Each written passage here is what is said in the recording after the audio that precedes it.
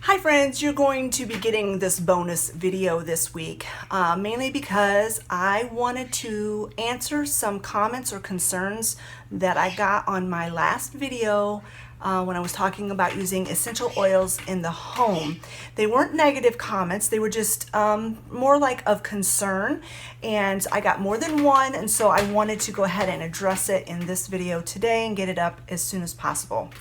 If you haven't seen my video about a toxic-free home, I think I uploaded it last week on Friday. I can't remember, either Wednesday or Friday last week, and you can go check that out.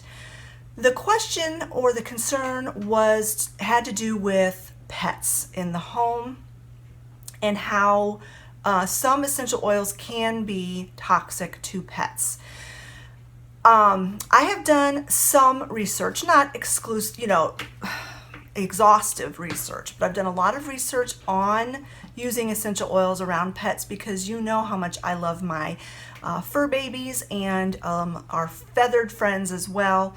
And for the most part, I have found that essential oils are safe to use around animals. Now, I want to say that with a caveat here. I am not a doctor by any means. I'm not an expert by any means, but I'm just going by the research that I have done. I've read about this prior to getting this book, but this is one of the books that I mentioned in the video that I did last week. It's The Healing Power of Essential Oils by Zielinski, and he has an entire chapter on using essential oils with your animals. And so I just wanted to address that issue today in this video. One of the comments had to do with cats and dogs. Now, I don't have any cats, so I haven't really researched cats and essential oils much, but because I've had birds for many years, and of course dogs as well, those are the two species that I have looked into. I used to have a lot of birds. I don't have any anymore, but I used to have a lot of birds, and I never was really horribly concerned about using my essential oil diffuser around them, but it typically didn't happen because my birds and bird cages were down in the basement, and I would diffuse essential oils upstairs. With birds, you do have to be careful because they are small and they have small lungs, and they are fragile-ish, you might want to say. And so Olivia, because of that reason, she doesn't burn candles, she doesn't have wax melts, and she does not diffuse oils in her bedroom, even though there are some oils that would be perfectly safe to use around her bird. Now, I have this book here, and I'm going to reference it because, like I said, I am not I'm not an expert on this, and I want to make sure that I give you good information. I do know that essential oils have been used with animals for many years, very safely and successfully. If you ever have bought all natural dog shampoo, especially like the flea and tick kind, they use essential oils in that shampoo, specifically lemongrass and eucalyptus, I believe. Those are very bug repellent essential oils. That is what's in there, and that is what makes it a non-toxic or a chemical-free or an organic or all-natural dog shampoo. If you brush your dog's teeth with dog toothpaste, if it's mint flavored, they use essential oils to flavor that toothpaste. So your dogs, your pets are getting exposed to essential oils, even if you maybe haven't thought of it that way. Dr. Zielinski references a vet that he has been in contact with, because Dr. Zielinski deals with essential oils use in humans, not in animals. So when he did this chapter in the book, he got an expert on using aromatherapy and essential oils with your pets. And he references, I think it's a her, yeah, Janet, her name's Janet, so it's a her, references her work in the book here, and I will put on the screen if you want to look into her, the information that you can get a hold of her. But it's Dr. Janet Roark, Roark, and she has a Facebook page called Essential Oil Vet, Janet Roark DVM. And so she works with essential oils with animals a lot. She's probably like a naturopath vet. Like we would go to a naturopath doctor, she's more of a naturopath vet, and she uses essential oils with animals. So she's very learned in that, and would be what I would consider an expert in that field. So if you have any questions, you could look her up on Facebook. I am going to read one small paragraph out of this book because it really resounded with me, and maybe it will resound with you as well if you have any qualms or worries about using essential oils in your home around your pets. So this is quoting from the book. It is somewhat ironic that many pet owners will place toxic air fresheners in every room throughout their house without thinking twice. And I'm going to stop here and raise my hand and say, that is me. I burn candles all the time. I have wax melts going all the time. I have air fresheners going all the time. And it never once crossed my mind that it might be harmful to my pets. And it's harmful to me too, and that's why I'm trying to get away from that. So anyway, I'll back up in a minute. In every room throughout their house without thinking twice, but wonder if diffusing essential oils will harm their pets. Putting things into perspective is key. And so when I read that, I'm like, yeah, that makes a whole lot of sense. Never really even thought about it that way, but it's true. You don't know what toxic crap is in your air freshener or other things that you're using in your home, cleaners and whatnot. Then in the book it says to use as a rule of thumb to think about your pets as if they're small children or babies. You wouldn't want to treat small children and babies the same way as you would an adult, and therefore you would not want to treat your pets the same as you would an adult. I touched on birds for a little bit. I'm only going to talk about birds, cats, and dogs in this video, but they talk about large animals and like pocket pets like hamsters and all of that stuff in this book. And if you want to learn more about that, you can get the book, check it out of the library or whatever. But with birds, like I was saying, they are very susceptible to pulmonary problems. So you do have to be careful around birds. But that's not to say that if you have a bird, you cannot diffuse essential oils. You just want to make sure that you diffuse oils that are like lavender or not spicy. What's the word they use? Hot oils. Avoid hot oils like clove and cinnamon and tea tree and that kind of stuff. But you can use lavender, and you can use fruits like citrus fruits, and they should be okay. You just want to make sure that it's in a well ventilated room. You don't close the door to the bird room with the diffuser going and have it going all night long. Those are just some of the common sense like safety steps that you want to use when diffusing oils around birds. For cats, like I said, I have not looked into cats much because I don't have any cats, but cats are one of those animals that's kind of tricky.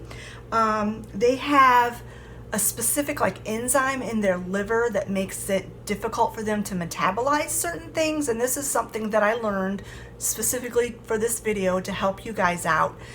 But they are much more susceptible to toxic liver problems when using essential oils.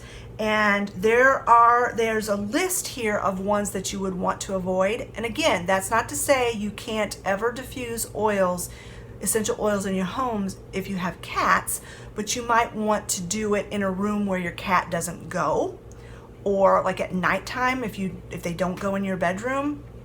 Close your door and you can diffuse essential oils. I went back and reread the paragraph or the page about cats, and they are talking mostly about putting essential oils on your cat topically or putting it in their food, and the oils to avoid because of the liver problem. So instead of writing them on the screen, because there's quite a list, I'm just going to name them off for you here. These are the ones you're not going to want to use around your cats topically or internally. Okay? Basil, birch, cinnamon, clove, fennel, nutmeg, oregano, peppermint, tea tree, thyme, rosemary, spearmint, or wintergreen. Those all contain ketones and phenols that are two substances that are metabolized by the liver. So to prevent liver damage to your cat, you do not want them to ingest those things. They're also sensitive to oils containing D-limonene, and those are the following: bergamot, dill, grapefruit, lemon, lime, orange, and tangerine. From all that I read and was able to read, diffusing these oils into the air should not be a problem, but you will want to dilute them more, and if they at all worry you, either don't diffuse these types of oils, or like I said previously, diffuse them in a room where your cat will not be. Dogs are funny. They are not really allergic, or not that many oils are toxic to dogs. They did a study which was very interesting, where they took a known safe essential oil like orange or something like that, and they put it on one hand, and then on the other hand they put an essential oil that was known to cause stomach upset in dogs. And 100% of the time when they offered the dog both of their hands, they would go to the non-toxic hand every single time. They have like this intuitive second sense about, or third sense or whatever, about what will hurt them if they eat it. And because their olfactory sense is so much more potent than people, they can sense that kind of thing. They said with dogs, start off with, in your diffuser, a less amount of drops. And then watch your animals, all your animals, watch them. If they are having any kind of a negative effect at all, if their body language changes, obviously if they start showing symptoms of not feeling well or anything like that, then you cannot use that essential oil and you need to stop it. And always you use your essential oil diffusers in a well ventilated room. Even for humans, you don't want to put it in a sealed room and have it going. It's just not healthy for you. You can use essential oils topically on your pets. I have never done that, and I probably never will. I just don't feel comfortable doing that. I don't feel like I'm knowledgeable enough to do that safely, so I don't. But you can, if you are knowledgeable, if you do the research that it takes and you feel comfortable using essential oils topically on your animals, they can be very beneficial for your pets. There are 4 essential oils that are kind of controversial for dogs in the aromatherapy field. Camphor, tea tree, birch, and wintergreen. Some people in the aromatherapy world think they're fine to use in a diffuser around your pets. Others think keep it away from them, 100%. There's controversy. There's not been any proven science one way or the other. So you're just to use those specific 4 in, sparingly and with caution if you decide to use them at all. The only one of those that I use at all is tea tree, and I mainly use it on surface cleaners, for surface cleaners that my dog is not going to lick. So I don't use it for a floor cleaner or anything like that, but I do use it in cleaning products. As far as diffusing essential oils around your pets, you should always use a water diffuser, like a steam diffuser, like I always use. Either get one, or if you put it in hot water on the stove. And like I said before, just watch your pet, make sure that they're not having any kind of a negative reaction to it. Use it in a ventilated room, and stay away from the ones that you don't feel comfortable using around your pets. That being said, like I said, I don't use my essential oils topically on my dogs because I know they will lick themselves. I do not use it in their food. I don't use it internally for them at all. I only use it in my cleaning products and to diffuse in a well-ventilated room. And I've had birds for 20, almost 30 years now. Never had one have any negative effect with essential oils. And I've had dogs for my whole life, but I haven't used essential oils my whole life. But I've had dogs for the same amount of time that I have been using essential oils, and I've never ever once had any kind of a negative effect with essential oils and my animals. Like I said, I don't have cats. Myself and my son are allergic, so we don't have cats in the house. If you do have cats in the house, you do have to be a little bit more careful, and you can still use essential oils even though you have pets in the house. I hope this video helped clear up any concerns that you might have, and I thank you for your comments. You know how much I love my animals and would never want to do anything that would harm them. So I thank you for your concern and for your concerned comments. But I did want to let you know that I am aware, and I do use the essential oils around my pets as carefully as I possibly can. Thanks so much for watching, friends. If you liked this video, give it a thumbs up, and don't forget to leave a comment in the comment section below. I will also link this book, and don't forget to check out Dr. Janet's Facebook page. We'll talk to you later, friends. Bye-bye.